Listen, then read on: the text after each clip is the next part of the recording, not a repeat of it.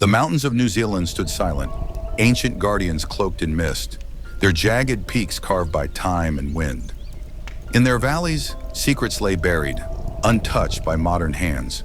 And deep within the belly of the tallest peak, hidden from maps and memory, lay a cave. A place of silence untouched by sunlight, where stone breathed heavy and old gods slept. It was here, beneath centuries of ice and stone, that the prison stood, a chamber forged before the first empires, where time itself dared not tread. The entrance, a yawning maw in the mountainside, had waited with patience. It had been sealed with fire, runes, and blood. But seals weaken, and storms have no mercy. When the blizzard came, it came without warning. 6 travelers, cold and lost, stumbled through sleet and snow, their supplies dwindling, their path of memory buried beneath white. They sought shelter from the screaming wind and found it in the stone mouth, a shadow in the cliff face, wide and dark. A cave, shelter, a trap. Nathan was the first to enter, a historian drawn to forgotten places. He saw meaning in every mark, every crumbled ruin. He stepped into the darkness like a man returning to something sacred. Emily followed close behind, her camera clutched tight, eager to capture whatever mystery lay hidden in the rock. Leon, cocky and clever with machines, scanned the walls with his flashlight, whispering awestruck theories. "Look at this. This is Prey Mari, maybe even older." Mara hesitated. Her instinct screamed. The air felt wrong. Too still, too cold, too quiet. But Darren, the ex-soldier, gave her a nod and a steadying hand. He was a man of few words and unshakable calm. Lastly came Felix, their hired guide. He lingered at the threshold, his eyes darting to the markings carved into the stone. He knew this cave. He'd heard the stories, passed down in whispers from the old tribes. This place had a name, Te Ana o Te Wairua, the Cave of Spirits, a place where none returned. But he said nothing, not yet. The group pushed forward. The cave stretched into the mountain, wider than it should have been, swallowing their flashlights. The walls bore markings, warnings etched in symbols long dead. And then the cave opened wider, revealing what should not have been there. A temple, carved into the heart of the mountain, ancient beyond reckoning. Its pillars were cracked but upright.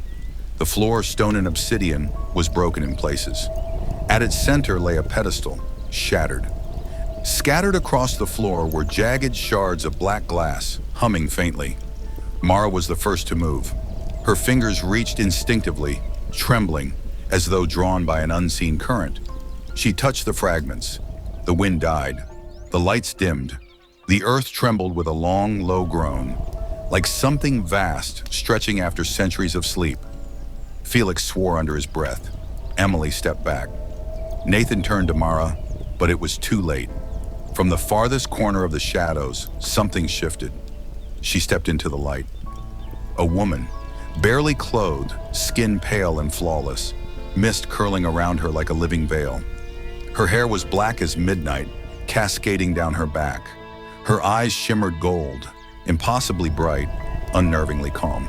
She looked fragile, frightened, lost. Who are you?" Emily whispered. The woman blinked, lips trembling. "I was lost," she said, her voice a breeze through leaves. "Like you. The storm. I wandered. I've been here so long." The men were drawn in. Nathan stepped forward, his heart racing. Darren watched her with narrowed eyes. Leon smiled without knowing why. Emily lowered her camera. But Mara felt it. The cold beneath her skin, the wrongness. Felix's voice broke the silence. "We shouldn't be here," he hissed. "She shouldn't be here." But it was too late. They invited her to join them. She smiled. They had sealed their fate. That night she sat beside Darren. Her hand brushed his. Her touch lingered. Her words were soft, melodic. By morning he was cold, his breath gone, skin pale, muscles locked in a final spasm. Dead. Emily screamed. Felix backed away, his face pale. "She's not human," he whispered. Nathan didn't listen. He had spent the night talking with her, enthralled.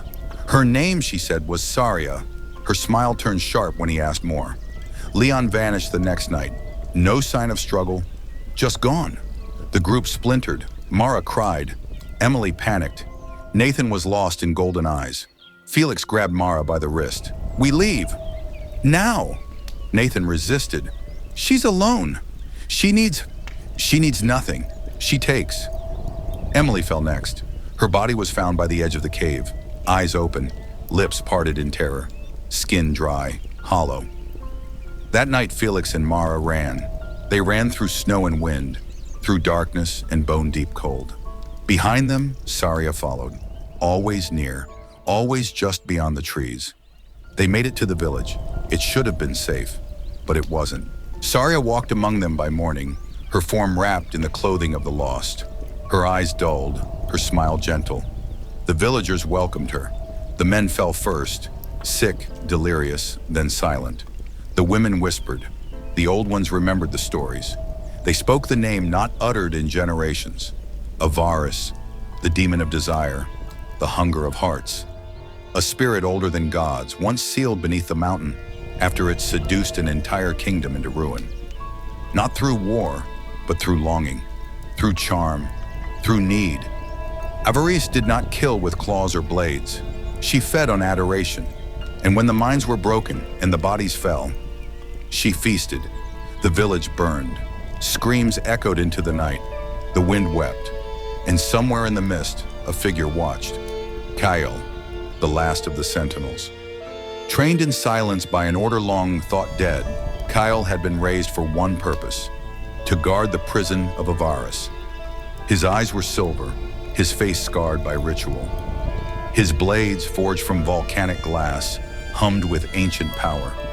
He came to the village alone. He walked its ruins with the weight of centuries on his shoulders. A child screamed, a mother cried, and Avaris stood in the center of it all, beautiful, untouched, draped in firelight. She turned. She knew him. "Little Kale," she purred, her voice like honey. "Still playing priest with your little knives?" Kyle didn't speak. He drew his blades. The ground cracked. The battle began.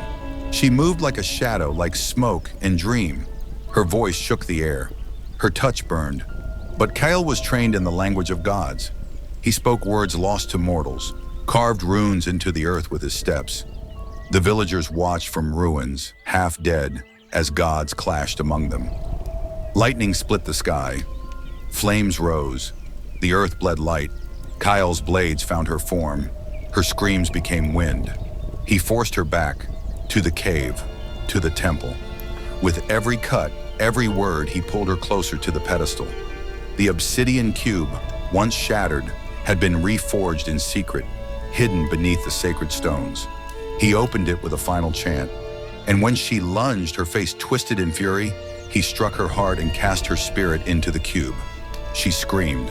The mountains shook, then silence. Kyle fell to his knees. It was done. He sealed the cube beneath the earth, behind wards of blood and stone. He wept, for those lost, for those still haunted. Then he vanished into the wild, last of his kind. But the curse does not end. It waits, beneath ice, beneath stone, for the next storm, for the next touch, for the next broken heart.